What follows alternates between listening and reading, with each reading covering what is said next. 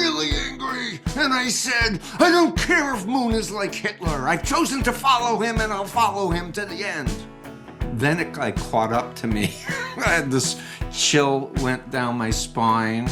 That was a big shift that I reacted that way. Hi, I'm Mayim Bialik, and welcome to my breakdown. This is the place where we break things down so you don't have to. It's Mayim Bialik's breakdown. She's gonna break it down for you, because you know she knows a thing or two. So now she's gonna break down. It's a breakdown. She's gonna break it down. And boy, are you going to be glad that we are breaking things down today so you don't have to. Today we're going to be breaking down cults and the mental shifts that occur when you are indoctrinated into an authoritarian way of thinking. We cover cults with Steve Hassan, a former member of a cult who was deprogrammed in the 70s and then became a deprogrammer. He's a world-renowned expert on undue influence and cults. And boy, we talk about everything from, the cult that he was in, to QAnon, to NXIVM, to Trump. It's a it's a great episode. And I think they're all pretty great. But Steve and I have a very similar speech pattern, which I tried to rein in. It's actually our second time speaking to him because the first time he and I just kept interrupting each other all the time. So I tried to do better this time. I mostly succeeded. But before we get into more about Steve, I'd like to introduce you to Jonathan, Cult of Personality Cohen. Hello, Mayim. I have so many intros for you that I was writing just now. I wanted to open this episode and say, Steve, am I in a cult? Because Mayim is extremely charismatic. And authoritarian.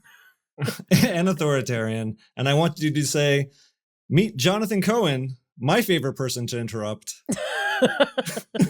You are my favorite person to interrupt. Also, we dress like twins at my request. So that's another piece of evidence that maybe this is an unhealthy... I was into it too. I agreed to it. Today, I'm actually really pleased with what happened today because this was for those of you who are listening, Jonathan and I were matching outfits or coordinated outfits. Coordinated, not always matching. Sometimes we're similar but different. Today, we're doing a little yin-yang action because my outside's his inside and his inside is my outside. And if you want to take a look at it, head over to Mayim Bialik's YouTube channel, click the little bell notification to get notified of new episodes. I want to talk more about our outfits. I don't usually wear pastels. I would consider this a pastel. I find pastels offensive.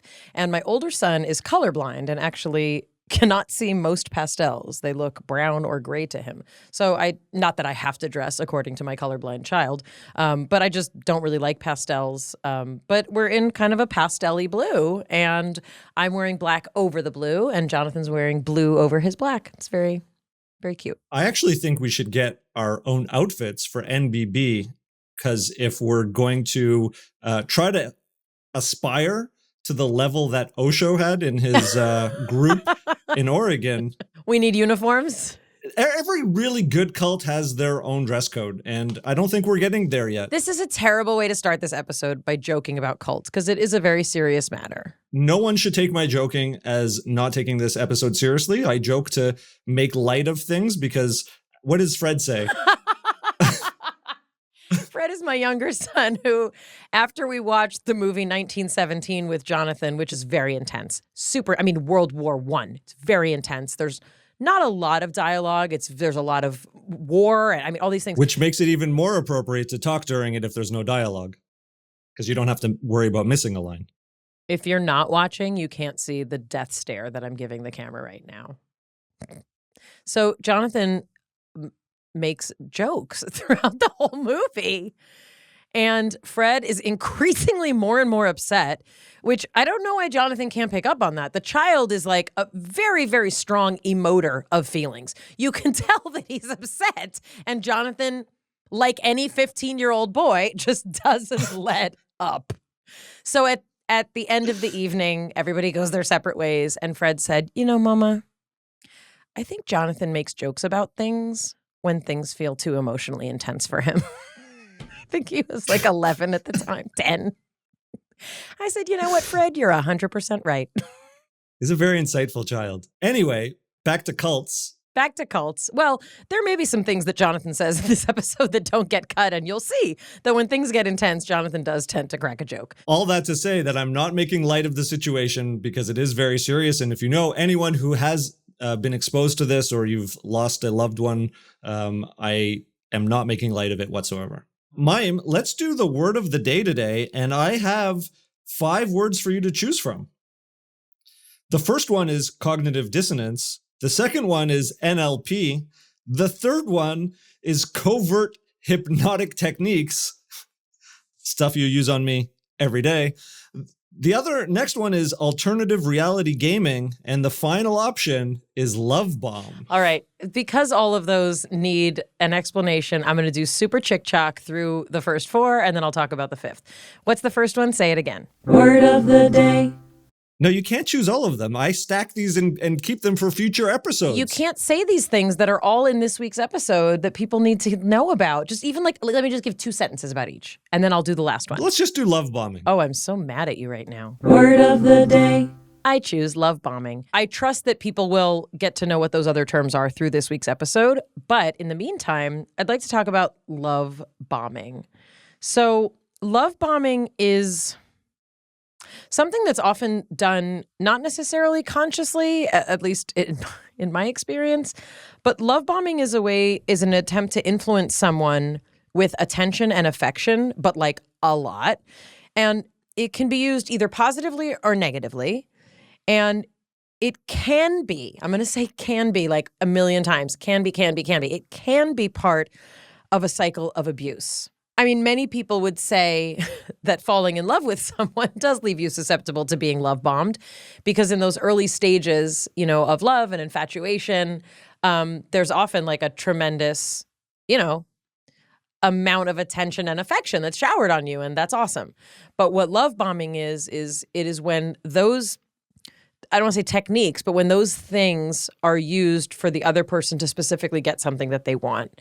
And we talk about it in terms of cults because it is a method that is used to try and sway people who are susceptible to participate in, come to this meeting, come do this, do this. And it can feel very oppressive, but in the moment, it can also feel very, very good. So it can be very confusing. That's what love bombing is. It was a term that was actually coined by the members of the Unification Church of the United States in the 1970s. And love bombing was also used when referring to the Moonies. Now, why am I talking about all these things? Because our guest today is Steve Hassan, and Steve is actually super awesome. Steve got his PhD in his 60s. He had several other degrees, but I don't know that I've met someone who got their doctorate that late in life. He's a world-renowned expert on undue influence and cults. He's a mental health professional. He speaks, he consults. He's written 4 books. He's been helping people leave destructive cults since 1976 after he was deprogrammed from Sun Myung Moon's Unification Church. He's the founding director of the Freedom of Mind Resource Center. His books are Combating Cult Mind Control, Freedom of Mind, and most recently, The Cult of Trump. He's also written articles and chapters and blogs. He has a website. We're going to link to it. If you're into anything that we talk about with Steve, you have to spend time on his website and honestly, read his books. He has also been instrumental since his deprogramming in being a deprogrammer. He has developed assessment, intervention, and recovery approaches. He's developed a curriculum. He speaks to advocacy groups. He's one of those guys. He does a bunch of TEDx talks. His work has been translated into 10 languages. He's frequently interviewed, especially by us. And I'm very, very excited to talk to Steve Hassan. Yes, Jonathan. Right before we bring him on, just a note that the ending of this interview, our wrap-up and conclusion, is nothing like anything you guys have heard before. So stick around to the very end. We see what you do, you people out there listening and watching. We know sometimes after the interview, you're like, I'm done here. If you're going to listen to one conclusion, this is the one. We have our first fight.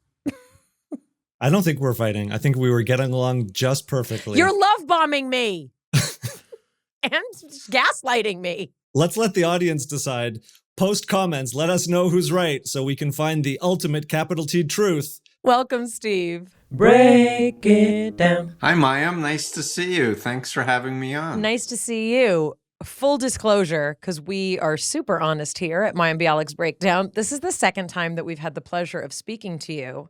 And the first time, I really enjoyed it. And we're going to have a great time today as well. But I think what we decided is that you and I might be maybe more closely genetically connected than anyone thought, because Jonathan noted we have a very similar speech pattern and also the ability to kind of like bounce around from here to there. Mostly my fault. But we decided that we would try and rein in Mayim's excitement at speaking to you and try and give you more of an opportunity to talk a bit about your story. But literally the last time we spoke to you, what day was it, Steve?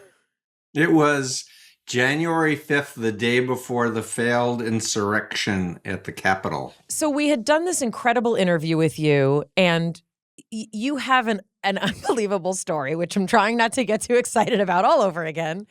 You have an unbelievable story, which we'll get into in a minute. But literally the day after we spoke to you, the world changed and the United States changed in ways that, I mean, I had not imagined and many had not foreseen.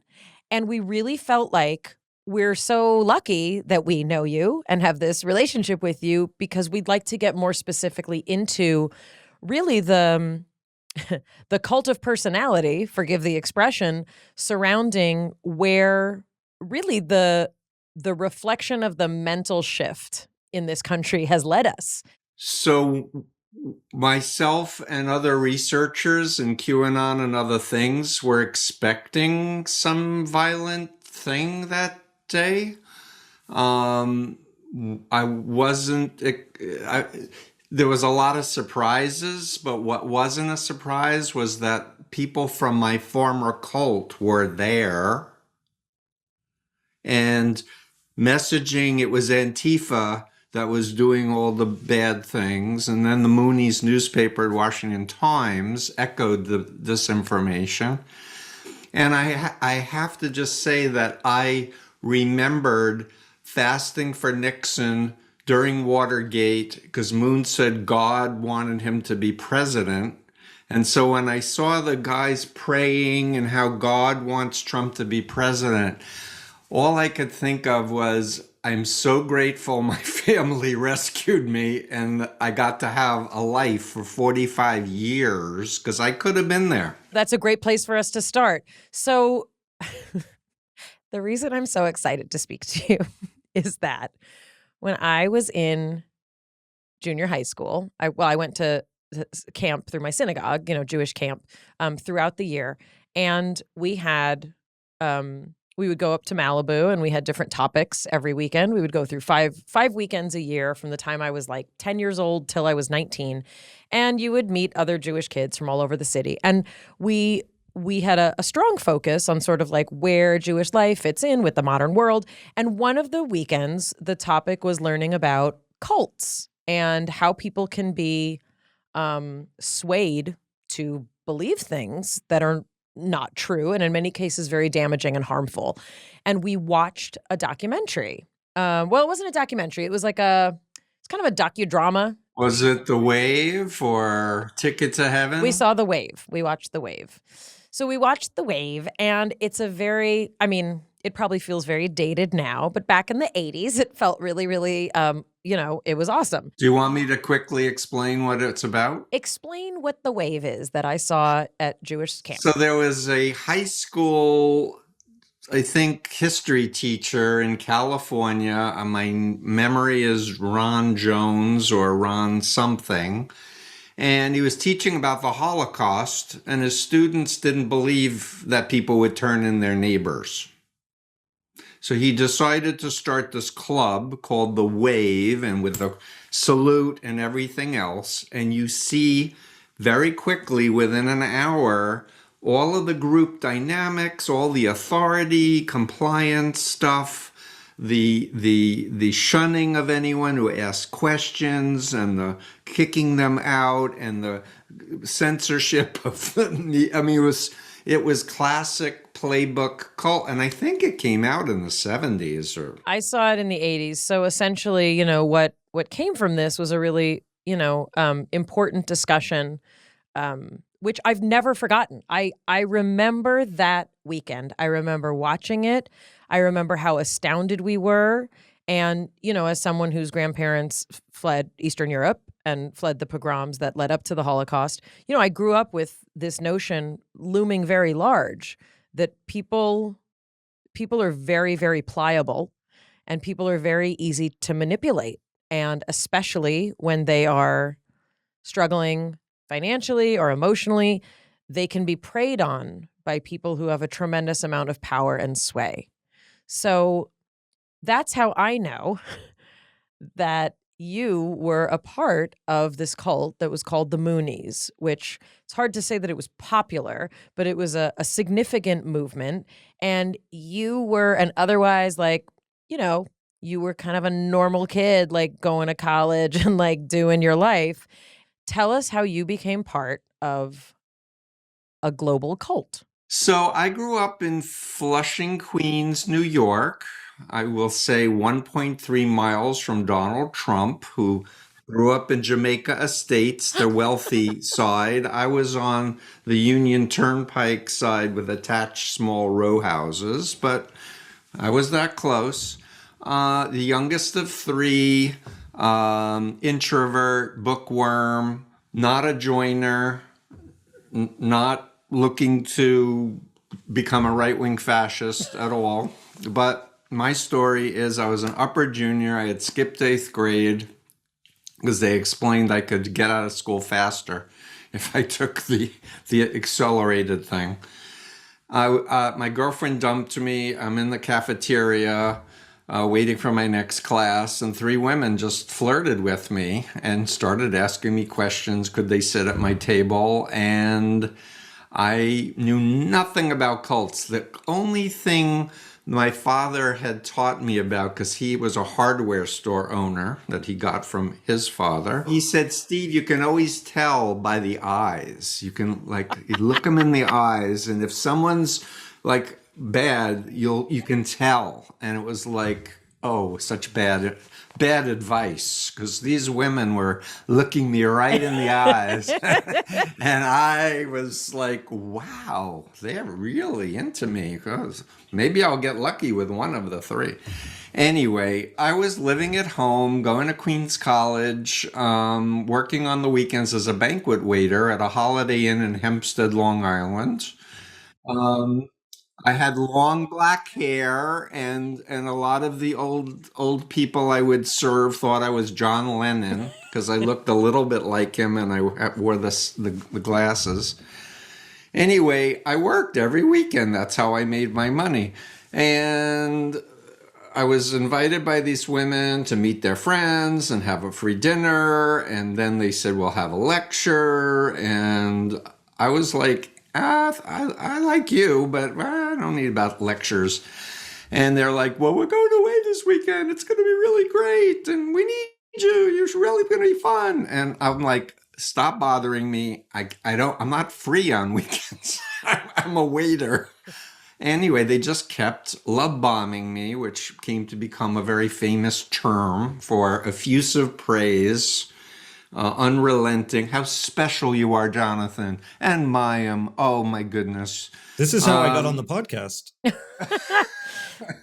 Anyway, they just several days of this, and I was like, "Stop inviting me." I'm telling you. Well, listen, if I'm free some weekend, then I'll go.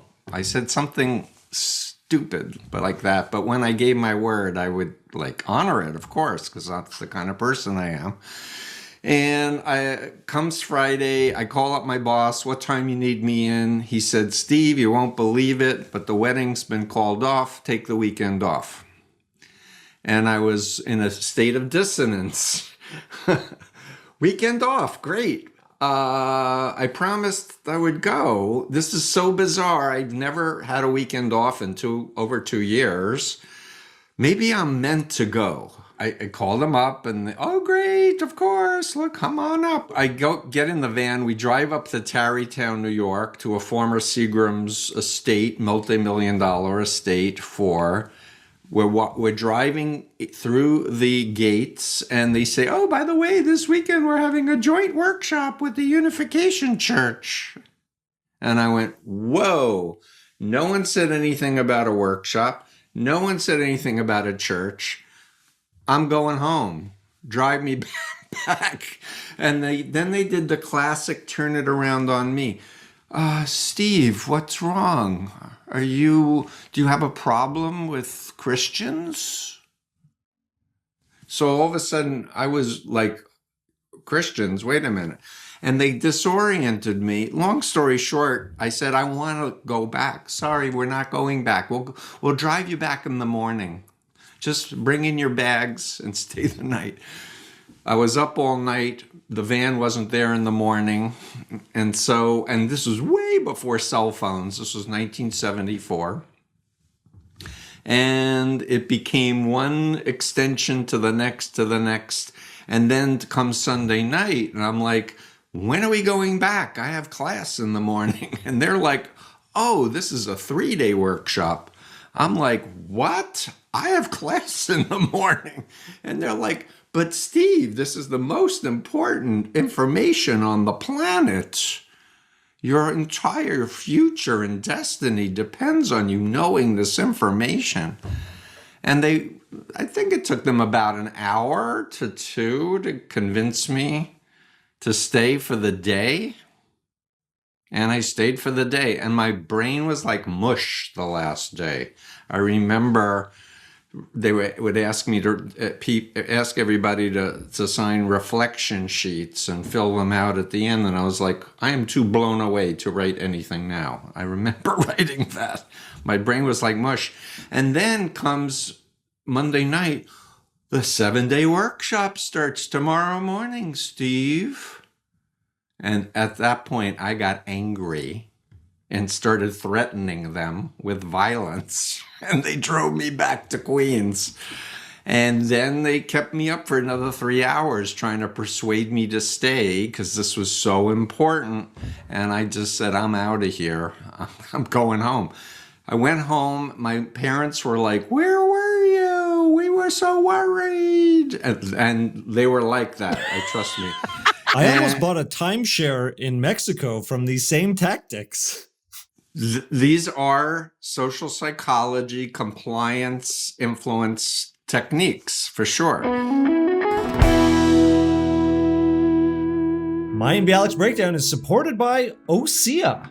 It's very uncomfortable when your skin is dry. And I'm saying that as we head into summer when you finally want your skin to be free again, but it feels gross. And you want your skin to be smooth again now that you get to show it off to the world. I'm very excited to be incorporating Osea's Undaria algae body oil into my routine. It moisturizes and replenishes dry skin. Your skin will be soft and glowing with algae, acai pulp, and babasu seed oil.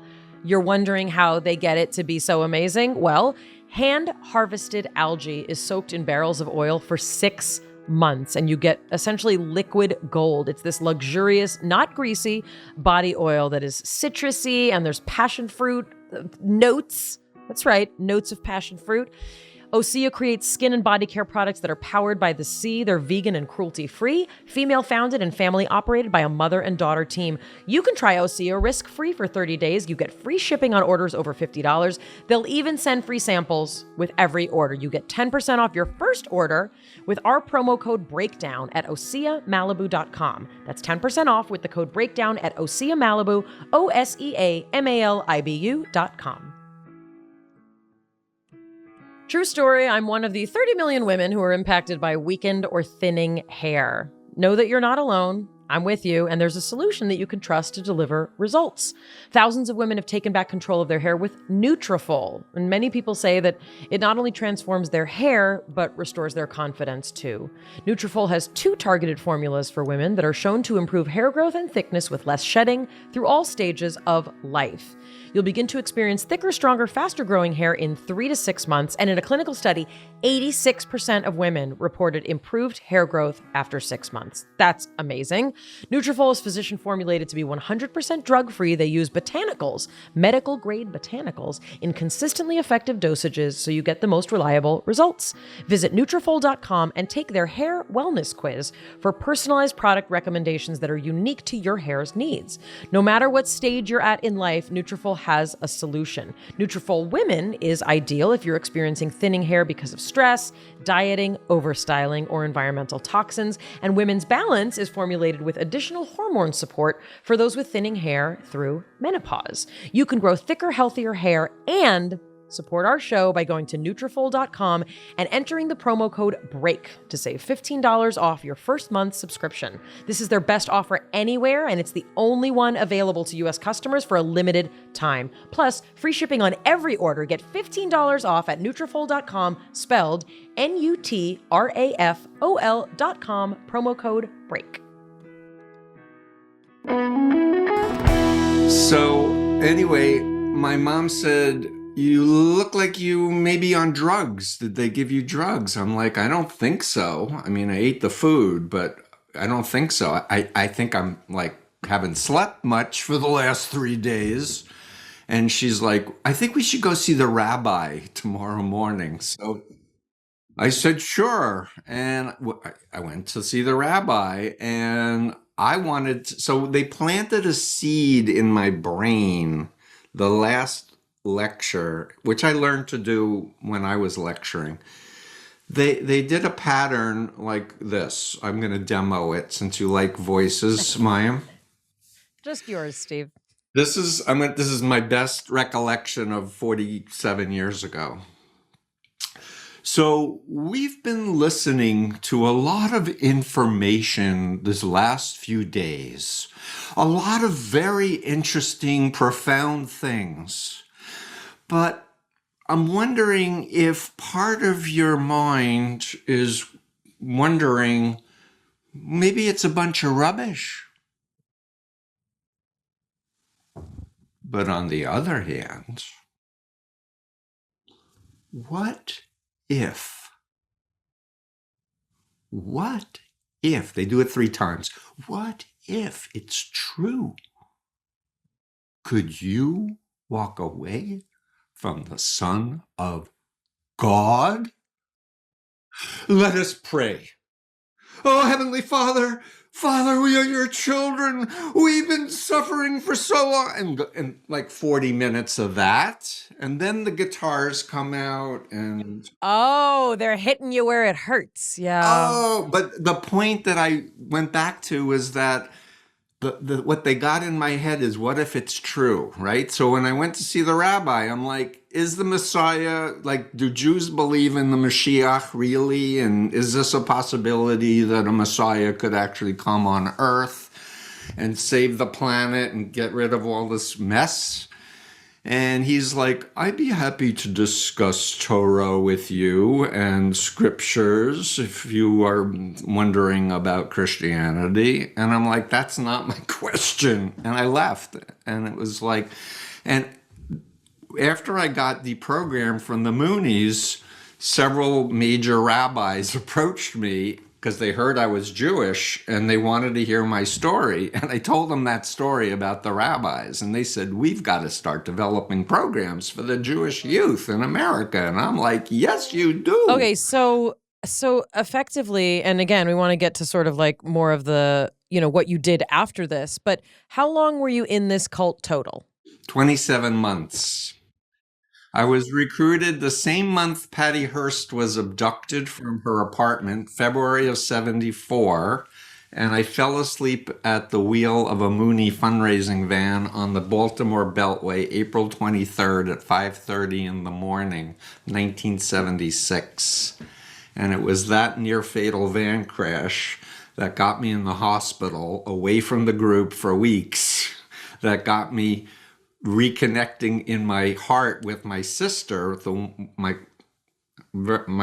closest relative, closest person in the world, who was the only one who didn't say I was in a cult and I was brainwashed, because that's a big no-no. If you tell someone in a cult they're in a cult, and then you're persecuting them and all that. You went from being essentially a new recruit to and the basic fundamental premise is that this man with the last name Moon, that he was the Messiah who was going to bring, full peace, enlightenment to the whole world, and recruiting other people and effectively getting their money as well was part of kind of the mission of seeing this happen. So for 27 months, you rose in the ranks, and you talk about this a bit. You then became a person who was recruiting other people. So when you were deprogrammed, which is kind of the process by which, and this is sort of the mental health piece that I also want our listeners to keep in mind,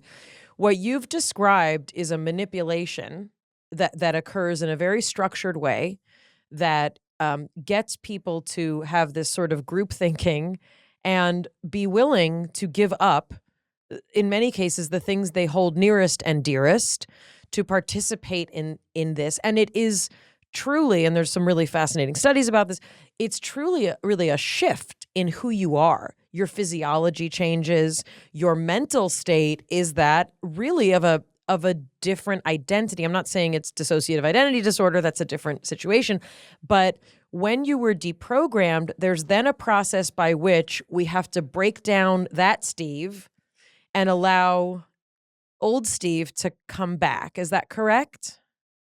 And how long did that process take? So I first want to state that deprogramming back in the 70s was like by force, like kidnapping people or luring them to a location, sticking security guards. Because one of the big things to help people get out of the mind control is cutting off the constant reinforcement and indoctrination, which, leaping to 2021, is such a big problem because of smartphones and platforms, because people are constantly being reinforced.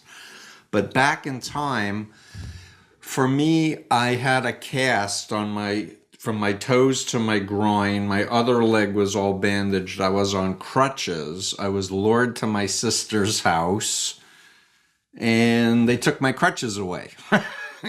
And I had been indoctrinated that Satan, which was everywhere, might try to attack me and take me away from the Messiah, which would end 10 generations of my ancestors on my father's and mother's sides who were stuck at low levels in the spirit world. They would be angry at me forever.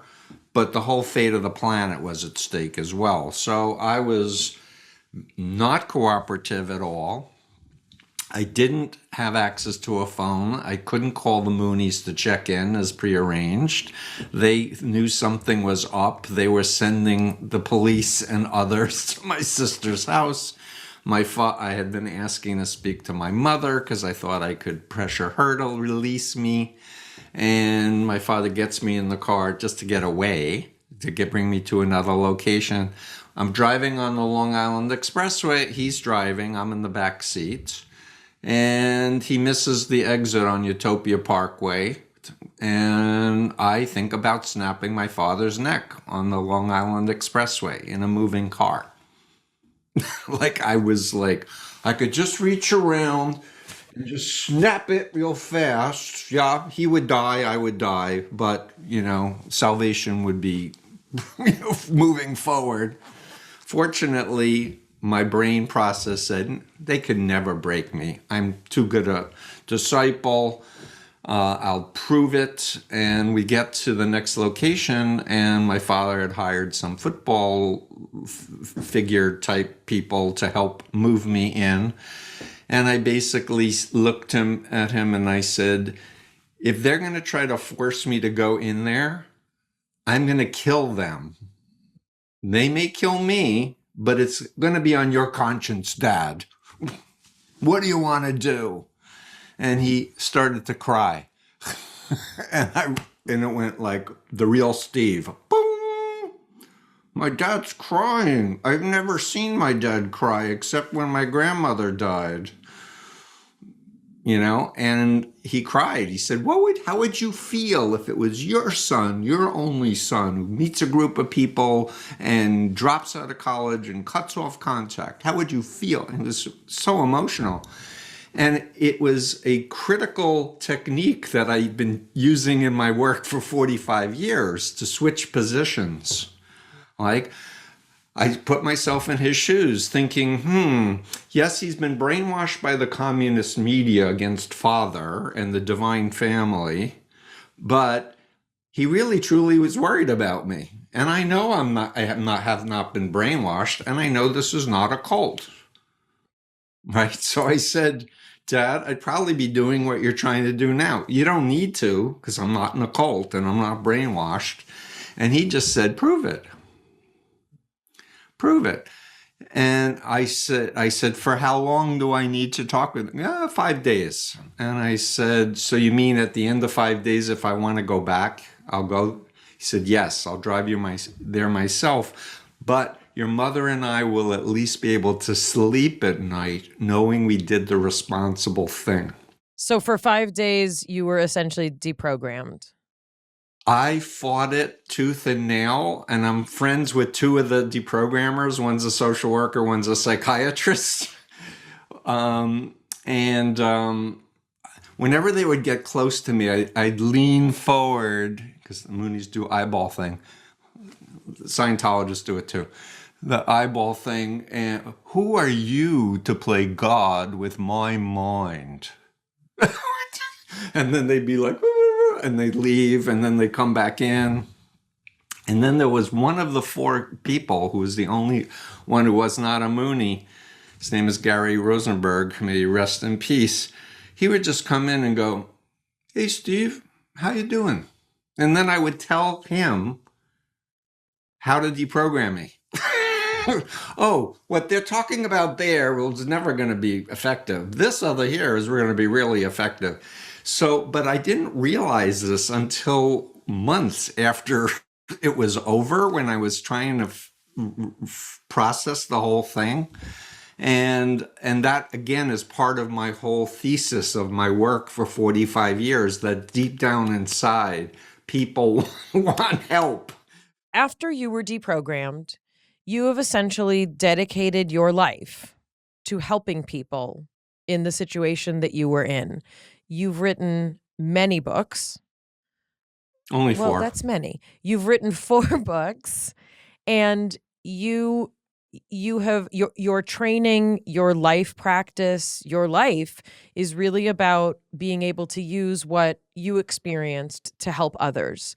But one of the things that we find so fascinating, I mean, obviously I find so much of your story fascinating, but we live in a time when cults still exist, and in many ways, and again, this is me speaking as a total amateur, they've gotten more clever and shiny and polished and packaged.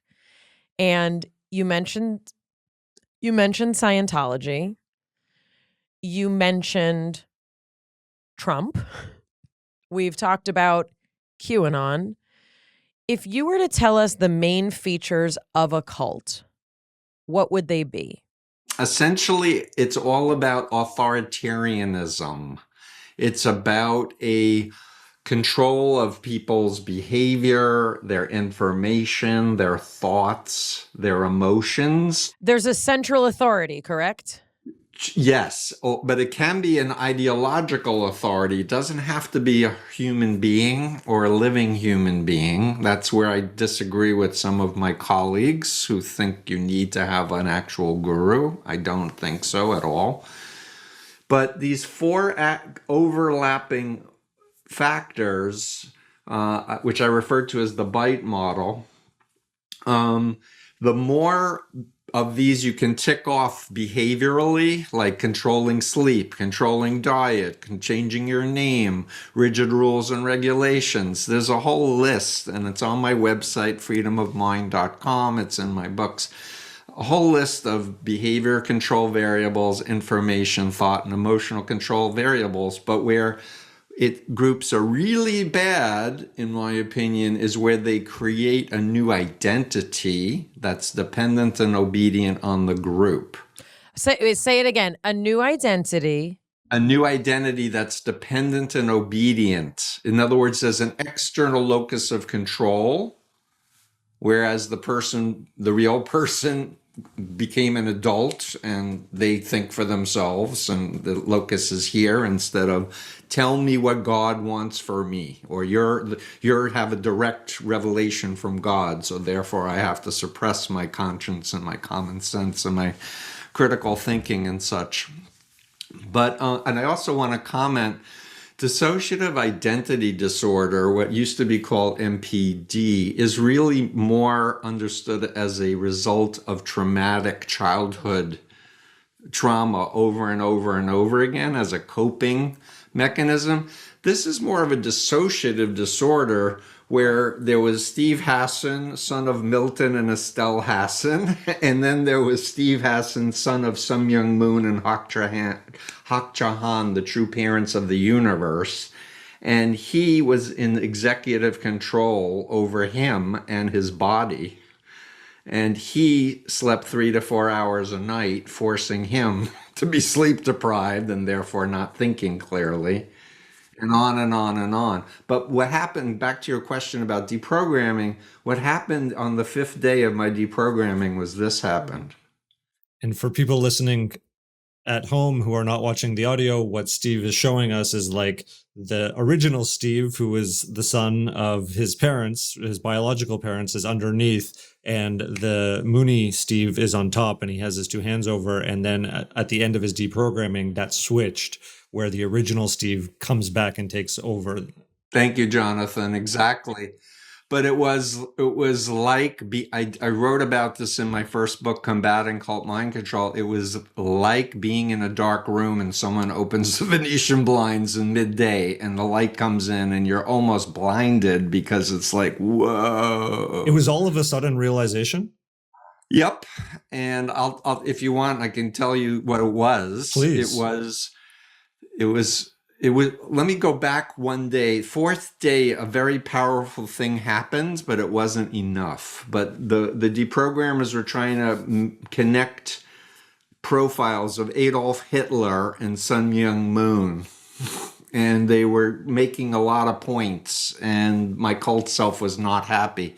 And at what point, I got really angry, and I said, I don't care if Moon is like Hitler. I've chosen to follow him, and I'll follow him to the end. And then it caught up to me. I had this chill went down my spine, but I still wasn't out yet, right? But that was a big shift that I reacted that way. And then, but the final day was they handed me a booklet that was published by the group where Moon was talking to congressmen and senators, and he was saying, may I ask a question of this distinguished, American ladies and gentlemen? There's a controversy that I'm brainwashing American youth. Is it really possible that me, Reverend Moon, a Korean, could brainwash American youth? I know your answer is no. My answer is no, too. I respect Americans very much. Now, for 2.5 years, I was considered to be an up-and-coming rising star in the cult, and many leadership meetings with him where he dissed Americans and completely, and even said how dirty our brains were and they need to be brainwashed. And that moment when I read it was the first time I had a thought, what a snake, was my first thought. Like, what a liar. And as soon as it went from one part to the other, it completely flipped. Because as soon as I let that into my consciousness, I'm like, he's not trustworthy if he's a liar. He can't be a representative of God because we teach a God is a God of truth. And it was just like a total light switch where I was like, the bubble went boom. And it was so traumatizing because I just started crying. It's almost like you had an identity that you got to choose as an adult that must have felt like, it's a sense of empowerment. Like, this is who I am. And the fact is, that's not, it was so not true. I mean, it's so disturbing. I can't even imagine what that process was like. It's so unbelievable. Also that you lived through that and do such incredible work now in this field. So let's get to the present. Let's just do it. Because, Jonathan, what's that documentary? The guy with the women having sex, the branding? The Vow? Yeah, The Vow. Okay, so I watched that. I've watched all the Scientology. Name a documentary. Yeah, all of them. I watched every season of all of them. Yeah. So I watched all those. And, in addition, I'm a human being living in this country at a time when there's a tremendous amount of discussion about the former president of the United States. And I'm trying to phrase this in a way that makes it is not a political conversation, but so much of the language surrounding Trump did revolve around a lot of conversations about, is he like Hitler? Or are the liberals like Hitler? Like, there became this kind of like dialogue surrounding this. And as a person with my background, I'm very sensitive to those conversations. I don't use Hitler lightly. Like it's not just like, right. And so when people are like, oh, you liberals are making us feel like we're in Nazi Germany, like, of course I don't like when people say that. Do I think that like people should be, that their lives should be canceled and they should never be able to work again because they say it in a tweet? Not necessarily. But this notion that this is part of our current vernacular is trying to figure out really who owns information, who gets to own what we do and how. And the fact is, there's a very specific congregation of thought, belief, intention, and practice surrounding this man who was our president. And the question is not, is Trump a cult? But obviously you wrote a book specifically about the cult of Trump. And I want from as neutral a political perspective for you to kind of explain to us what these patterns are that we're seeing, what they mean, and is this happening more? Is it because social media makes us able to, again, receive all that information constantly? Like, what's happening, Steve? Break it down. So I don't think, I agree with you that it's not useful to think of it in terms of politics. In other words, Democrats, Republicans, I don't think that's a useful frame.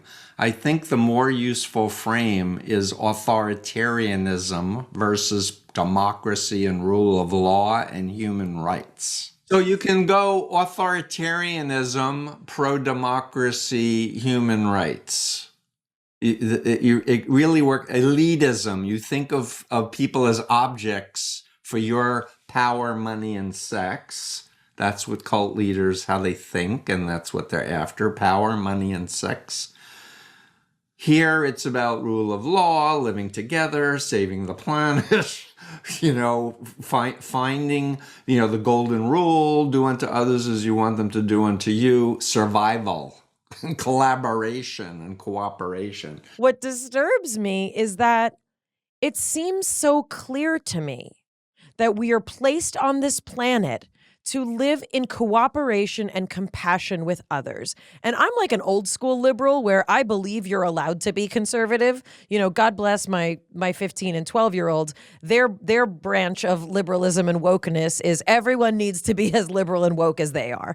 And that's, I think, the way a lot of young people feel. But for me, I'm a true liberal. Like, you can believe what you want to, and I can believe what I want to.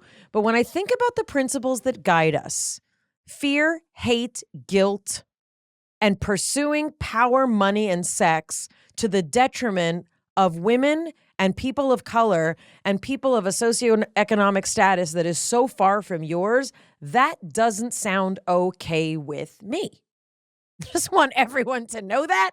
And now I said it. And also, just to clarify, you're not describing the Republican Party, nor am I. No, I'm talking very generically.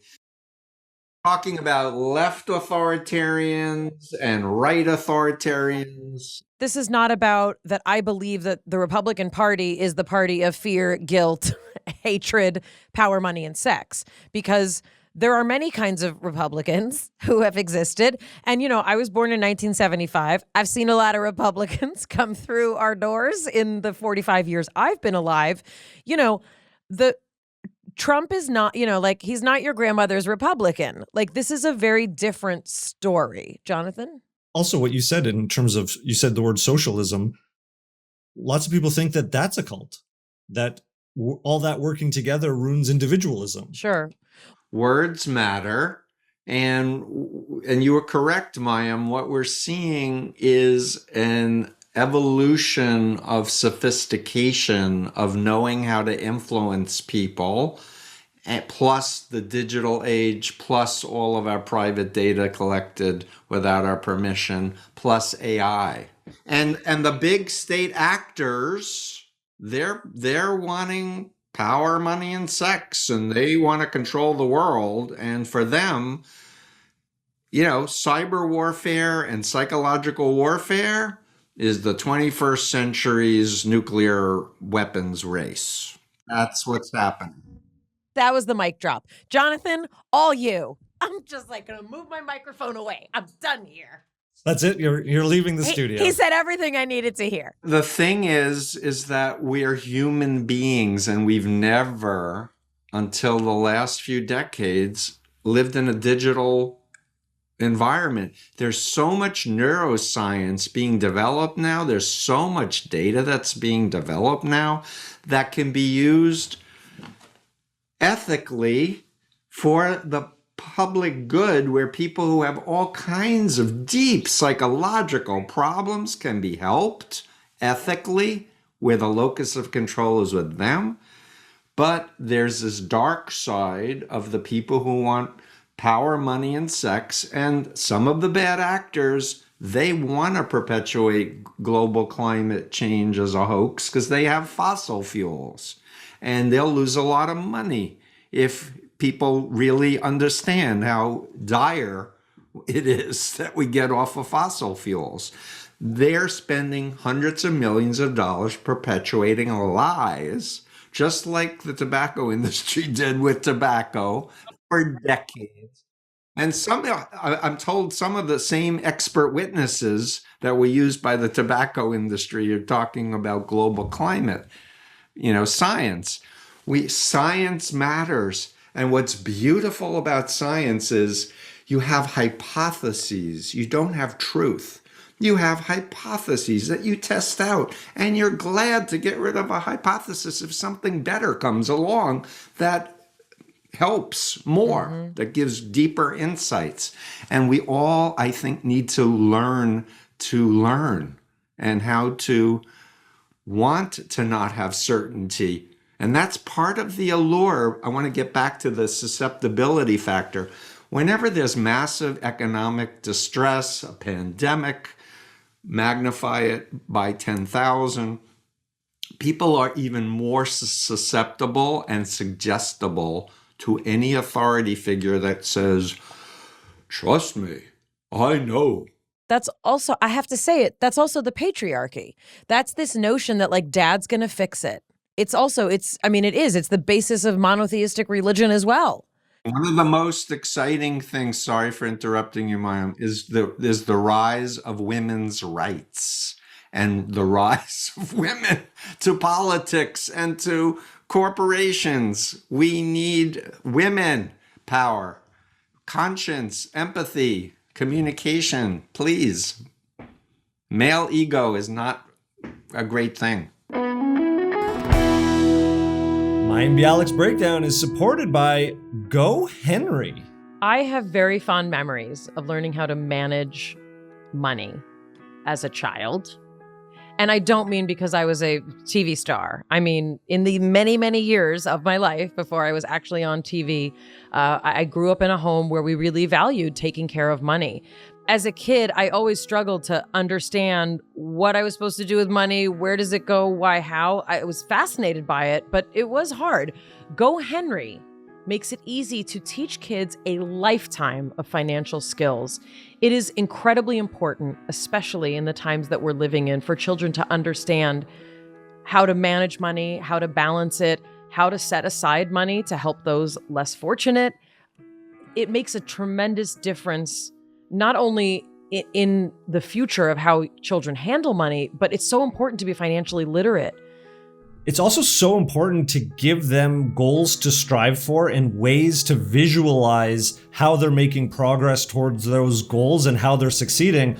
With my son, it's also so important to help them set boundaries. Meaning, like, I don't want to be asked 25 times, can I get this skin on this video game? Now he's able to work towards it and see what he needs to do in order to meet his goals. Also, our kids are of a generation now where they are used to managing everything online and in the way that GoHenry communicates with them. So it teaches them the way to manage their money or to manage allowance in a way that makes sense to them. That's the kind of financial literacy that they need. GoHenry has debit cards for kids and apps for parents. It's an easy, fun way to teach kids good money habits. You might even learn some money habits too that you've missed out on. Designed to help young people ages 6 to 18 learn about money firsthand and build financial independence with GoHenry, they can use their card to make purchases online, in stores, or at an ATM and track spending in real time, set savings goals, and make donations, helping them learn to budget and practice generosity. Get started at GoHenry.com. Get 1 free month with the promo code BREAK. That's 1 free month at GoHenry.com, promo code BREAK. Mayim Bialik's Breakdown is supported by Public Goods. I know a lot of people say that I can't be as excited as I am about the things that we talk about here. I'm very, very excited about Public Goods. Public Goods is a one-stop shop for sustainable, high-quality, everyday essentials made from clean ingredients at an affordable price. Everything from coffee to toilet paper to shampoo to pet food. Public Goods is your new everything store, thoughtfully designed for the conscious consumer. Rather than buying from a bunch of single-product brands, Public Goods members can buy all of their premium essentials in one place, with one beautiful, streamlined aesthetic. Public Goods searches the globe to find clean, healthy, eco-friendly, and innovative products. They ethically source and obsessively develop each of their products to be free of unhealthy ingredients and harmful additives still common on drug and grocery store shelves. They're committed to making their products healthy and safe for humans, animals, and the environment. That is very important to me, both as a vegan and as someone who cares strongly for the environment. Knowing what's in your products and where they come from is important. Small changes in the way we shop can make a big impact on personal health and the world.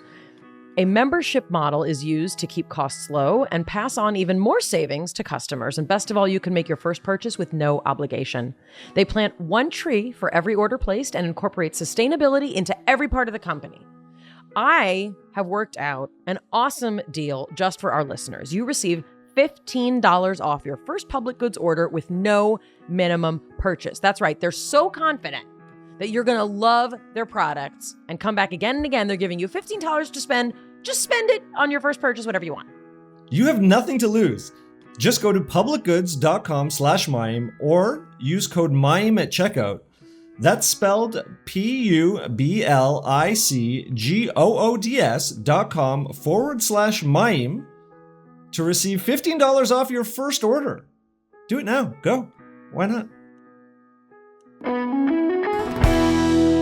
What other active things can we be looking out for? Is there a way to sort of ensure that we're not getting close to one of those types of organizations or ways of thinking? Great question. So my stance is if it's legitimate, it will stand up to scrutiny. And if someone's trying to pressure you to a fast sell or to do something, You're alarm. Everybody needs an internal protector, and like warning, warning. Remember Lost in Space, Mayim? Warning, Will Robinson, danger, danger. People need to understand most people are nice and good. There's a small percentage of the population that are malignant narcissists, that are con artists. They're people who have no empathy. They're people who read body language really well. Maybe they know covert hypnotic techniques too, or whatever. But if you're meeting someone or some group and it sounds too good to be true, take a time out. Go to your friends and family and say, hey, before I go further, what do you think of this thing? I mean, with deep fakes, with audio, all kinds of auditory stuff where people can be made to say anything in anyone's voice. We have to slow down. Remember, we're not digital. We may be using technology, but we're not technology, and we shouldn't be servants to technology. I actually did a TEDx talk, is technology controlling your mind, a few years ago. Yes, the answer is yes. That's a very short TED Talk. The answer is probably yes, and I have a lot to say about AI and echo chambers and recommendation engines, etc., and how YouTube brings you down the rabbit hole and encourages more and more extreme thinking and content, because that's what gets us stuck. And there's been so much that's been spoken about that I, more eloquently than I will. But for a second, Steve, you mentioned covert hypnotic techniques. Maybe tell us a little bit more about that. So when I first got out of the cult, I started reading everything I could find on brainwashing and thought reform. I started interviewing former military intelligence officials and reading all the literature, and it's like, there's something missing. I don't know what it is. And 4 years later, and this was post Jonestown, I was introduced to neuro-linguistic programming, which was NLP, which I was like, I used to do that. They never explained it to me, but I was told to mirror and copy the older brothers and do the lectures like with using their gesticulations and their tones of voices. NXIVM did that explicitly. Yeah, so Salzman was trained by Todd Epstein, who was Richard Bandler's disciple, who, in my opinion, is a psychopath. What was it about that interaction that left you with that feeling? Give us like the sketch. He was teaching what NLP was. I need to take a moment and just say, Richard Bandler and John Grinder modeled a psychiatrist named Milton Erickson, because he was getting these amazing results with clients and patients that nobody else could help. It turns out later in my research of MK Ultra that Erickson was consulting with the CIA back in the 50s. In any case, NLP became a formulation of some of Erickson's work. Erickson was very critical of it, I should add, as are other people who are mental health professionals who learn hypnotherapy in the context of ethics. NLP has no ethics in itself. It's do what works. It's amoral as a system. And I moved with my first wife to Santa Cruz to become John Grinder's apprentice.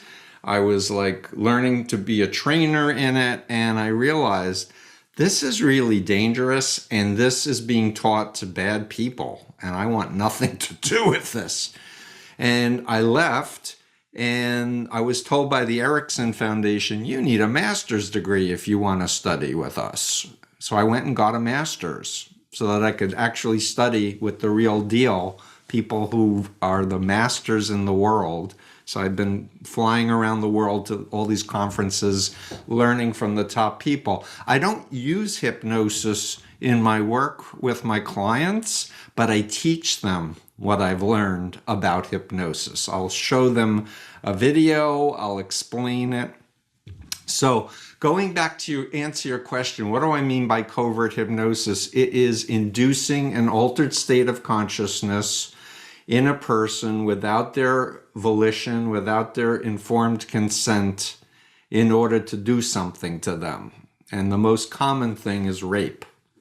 And you can Google sex plus NLP or sex plus hypnosis, and you can see many sites where with a credit card, they'll teach you how to do these techniques. Hold on 1 second. There's been a lot of names thrown around that I'm not really following what's happening. You're saying, I just want to get this straight. You're saying that a component of certain cults or authoritarian figures, men, people, that there's a set of ways to speak and manipulate that are effectively used to get someone to have sex with you against their will. Well, they might think in their mind that they're with the love of their life and not with the creepy, smelly guy that just did it to them in a bar. But yes. And I think many women know what this is.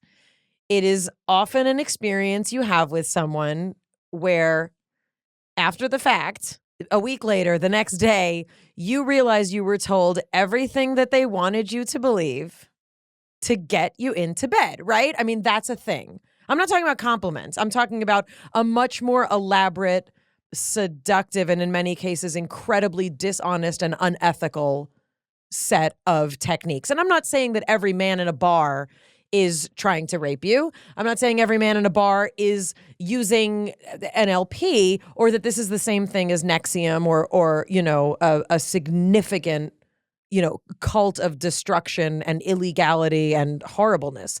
I'm saying that a lot of these kinds of techniques, I think, have made their way into a lot of our vernacular.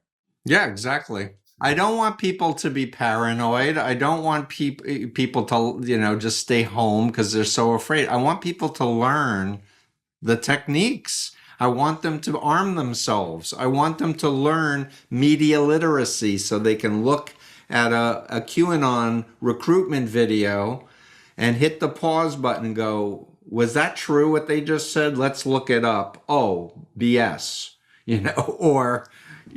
who is this guy? Is he really in the CIA? What's his credentials? What do the critics have to say?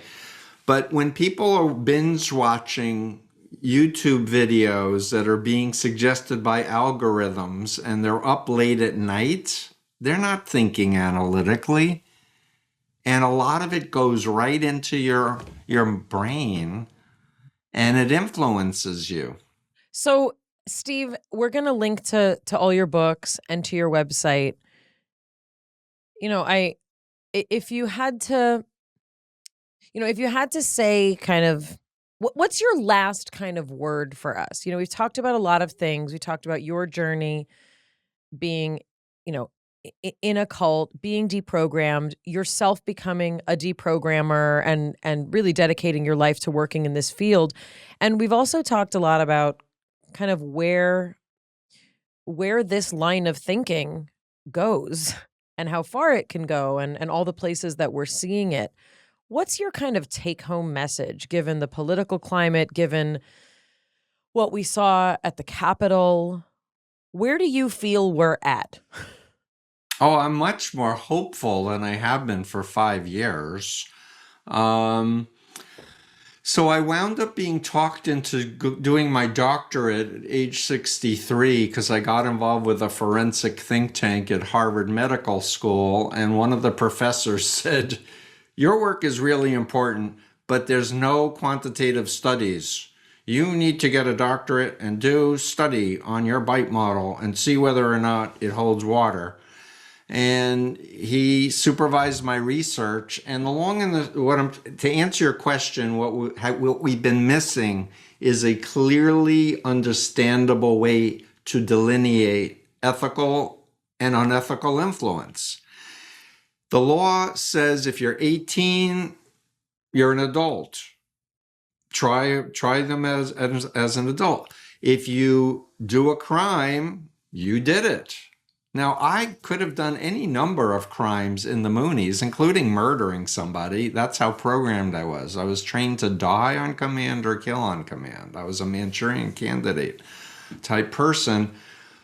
But the law doesn't have a way to deal with it. In fact, I believe the Supreme Court has agreed to hear Tsarnaev's case around capital punishment. He was the marathon bombing criminal who, it seemed to me, I'm not an expert on the case, it seemed to me that his brother had undue influence over him to do this. In any case, what's been missing is really understanding, and the government and lawyers and the media really understanding how to tell. And we do not live in a post-truth world. Truth still matters, facts still matter. We are in the age of influence or undue influence, yes, but facts matter.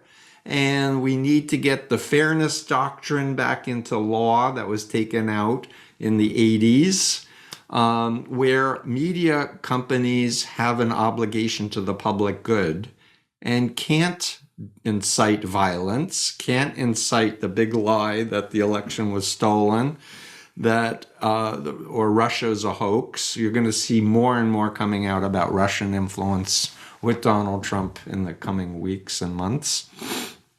But I'm feeling more hopeful if we can get educated and like get people activist around this subject. And one of my biggest frustrations is when I hear from people who are like, oh, my best friend got into QAnon. Oh, really? You know, when was the last time you talked with them? Oh, about 2 years ago. Like, for me, not engaging in an ethical, warm, loving, respectful relationship with someone in a cult is throwing them deeper down the rabbit hole or down the indoctrination. The more contact people have with normal people who are not in the cult, who say, hey, you are intelligent, obviously, you're educated. If what you believe is true, then I need to believe it too. Let's make a deal. You share one thing that was important to you with me. Let's watch it together and discuss it. Then it'll be my turn to share something with you, and we'll discuss it. In other words, create a frame of ego out. Just, we need to figure out what's true. You bring up a really interesting point because, you know, as I'm raising a teen and a tween, this is one thing, you know, that I talk about with my older son. You know, when does someone else's beliefs make you not want to talk to them? When do you cut that person off? And I think so many people in the last 5 years have had these are deep dilemmas. I mean, I've had friends literally not able to speak to their parents. And the notion that, and again, I think this is the difference between kind of like, at least the old-fashioned kind of liberal that I was, you know, raised to be versus the way a lot of people I think are thinking. And I'm not saying it's better or worse, but I have noticed a lot of people really not knowing what to do if someone has beliefs that are, I mean, that seem to be like literally like, do you not believe in science? Do you not believe in truth? Or like, do you not understand how the things that person said are inciting people to violence? The thing is that people experience like a radical personality change, their friend, their relative or something. And often that convert tries to recruit you. So you get what Putin calls a fire hose of propaganda, like just dozens of links, you know, and them saying, I've done the research, you should too. But the term do the research means believe it. Right. I've done the research on the things that I would like you to believe that I believe. And here you go. Believe it. I mean, I think a lot of us feel that. Right. So, but the point is I've been working in this field for 45 years. And really the most effective way to help someone out is first educate yourself, build a team of other family members and friends who care, and learn the principles of effective interaction, like asking a good question and then being quiet long enough and waiting for an answer. and then following up with that. Because people are not used to talking that way with people they know so closely their whole life. They'll wait 2 to 3 seconds, no answer, they'll go on to something else. But the goal of my whole approach is to empower the person to think for themselves and make their own decisions. It is not to get them out of the group or the belief system or the religious, cult or whatever. It's really based on you're a special person, you're intelligent, you're educated, you want to do the right thing. So do I. And let me share what I've learned about social psychology and hypnosis, and you decide if it fits. Can I also add something, because I've been listening to your Sure. podcast?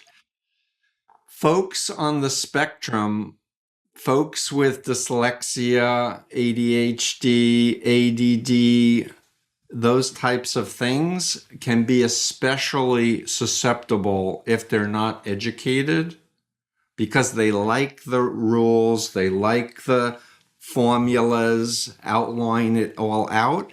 And so many of the cases I've done, including someone who was going to shoot up a lot of people, and fortunately we did a successful intervention, I said, I think he needs to be tested because I think he's on the spectrum. And he was. He was very, very high functioning. But folks on the spectrum love this chart and the bite model, because then they can analyze for themselves anything. So just to be clear, what you're saying is that there are certain people whose makeups make them who they are, and they're special and wonderful, and it's not about better or worse. But when we talk about populations that might be more susceptible to these kinds of influences, especially of an authoritarian nature, or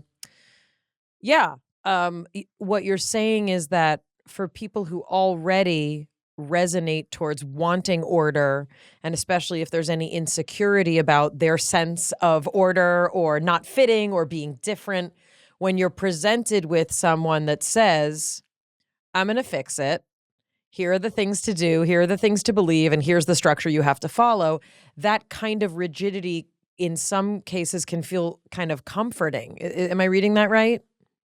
Yes, but more importantly, I think, is the socialization of having an instant in-group where people accept you and you're special and you're one of us and you can recite right, and you're building towards something bigger. And I see. Exactly, because a lot of these folks are lonely and isolated and they feel uncomfortable interacting. And then add the internet, right, where all the information's brought right to you. You don't need to go to a class. You don't need to meet people socially. Like, your social world is you and your computer. And so that gives you that sense of community. That's really interesting. I've never heard that. And I want to, because you're a neuroscientist, I want to cite a study that I read where there's a part of the brain, I don't know what it is, that registers friendship or affiliation. Let me finish out and then you can correct me. If you do a video game with a total stranger for 15 minutes, your brain starts acting like they're a friend, like they're part of your thing. That's so fascinating, in particular during this year of quarantine, when so many of us are seeing our children claiming that they're fine. I'm fine. Just let me play my video. I'm with my friends. It's social. And I don't mean to sound patronizing, although sometimes as a parent I do, but that notion of like, oh, there may be a very deep feeling inside that feels like connection because it is to them. QAnon is based on alternate reality gaming. Say more.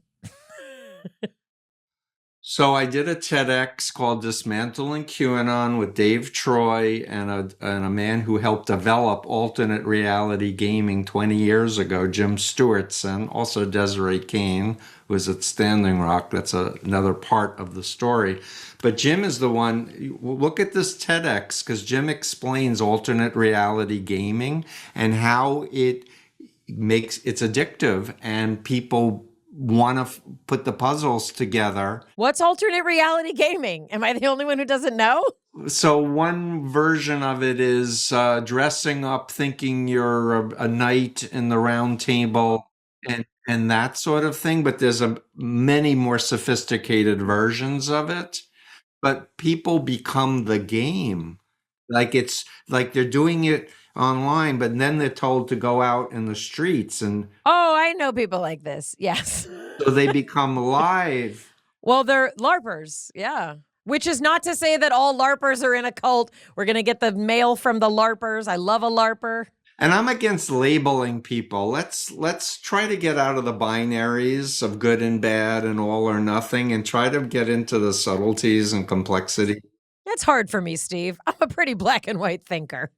Yeah, but knowing your biases helps, I think. Thank you so much, Steve. Thanks for having me on. I don't want to rain on Steve's optimism, because I like when people are optimistic, but he described a few things that I don't know that I believe in. Tell me. Number one, he said we have to be educated, which this country is not awesome at, nor are we as a global society. No, but he's right that we do need to be educated. I'm just saying, to be signs of optimism, that the general public will be educated, that we have to find truth, which there is no agreement on truth, and the radical divide in information is not at all coming closer to being not a divide. But the fact is there is truth. There is, like, science matters. That's not up for debate. Science does matter, but there is difference in scientific approaches and what scientists and what conclusions scientists believe. I actually heard someone say to me not that long ago, this was a very successful, very wealthy business owner who is in the health space, say that you can pretty much make science say whatever you want.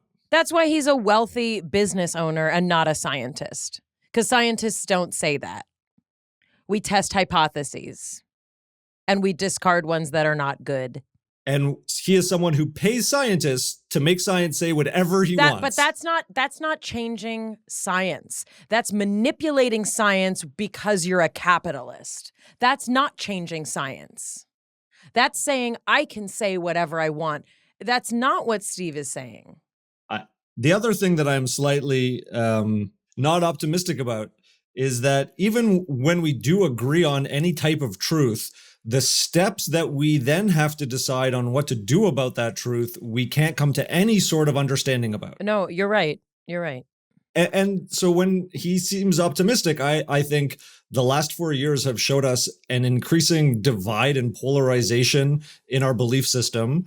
We can now be caught in echo chambers of information where we cannot see outside of what we believe, and we are constantly reinforcing it by algorithms that feed us the next thing that supports the thing we just said.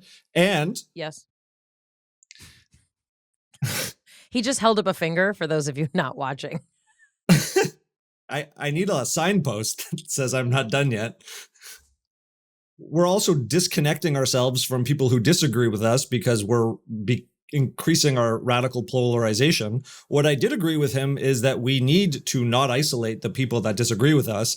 We need to maintain those conversations, but we're really, as in country, as a species, extremely bad at that. And it's getting worse. I don't think that look, the fact that he chooses to be optimistic is also because he's a mental health worker. I think it's very helpful to be optimistic. I'm just, sharing the things that I didn't directly say to him in this interview, which I'm sure he'll listen to this afterwards. Steve, I appreciated everything you said. I really, really do.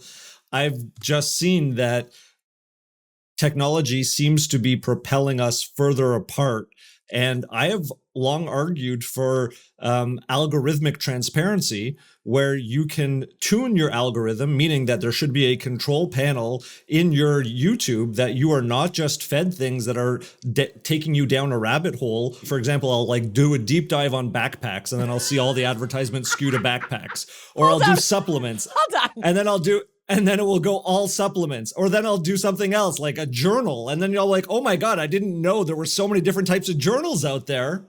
Deep dive on backpacks. Oh yeah. When I was shopping for my latest backpack, which was maybe a year and a half ago, I saw backpacks like you wouldn't believe from companies you didn't even know existed. Kickstarter backpacks. Busy life? Busy life before you met me? I needed a new backpack, and I was very particular about what I wanted. The point here is that this algorithm and the control over algorithms, and actually really that the control algorithms have over what we see, should be controlled by the user. And the fact that we, for the most part, are subject to this and we have no idea how they're impacting us is a huge problem that not only impacts our mental health, but impacts the discourse in our society and potentially the strength of the country. First of all, you're right. I mean, I agree with you. I agree with you and you're right. Because those aren't always the same things. This is the perfect conversation. Let's end the episode here. You're never going to hear her be so agreeable again. Also, shout out to how articulate you are. And I mean, I always knew you're articulate, but you don't often speak for that long because I usually interrupt you. There you go. You said it. I said it. Me. But also, I think the place that you and I differ is that you really do believe that, like, insert more algorithms, have more transparency, blah, blah. You know what my solution is? Pull it the F back. That's unrealistic. No, that the technology is not going back in the box. We are not deplatforming ourselves off of Instagram, off of Twitter. Here's where you and I differ. Anything can happen that you'd like to have happen. Period. And if you want to live your life immersed in a technological world and you want to put up every border, every barrier, I want an algorithm, fine, you go ahead and do that. While you're doing that, I'm going to clean my house. I'm going to donate money to charity. I'm going to go volunteer with people. I'm going to raise my kids. I'm going to feed them dinner. And then I'm going to meditate and go to bed. And when you want to find the perfect backpack, the algorithm should be able to get it to you if you need to. There are things that technology is good for, and the notion that we're going to all just stop using it, I agree that we need to have a healthy relationship with it. I agree we need to meditate, volunteer, yes, clean your house. I feel like you're on the bite model. You're on the dark side. I think we're done here. This is a very energetic closing to the podcast. I think it's like our first on-air fight. I don't think we're fighting. I think we're coming to an agreement to align on truth. From our breakdown to the one we hope you never have. We'll see you next time. It's Mayim and Bialik's breakdown. She's gonna break it down for you. She's got a neuroscience PhD or two. One fiction, one and now she's gonna break down. It's a breakdown. She's gonna break it down.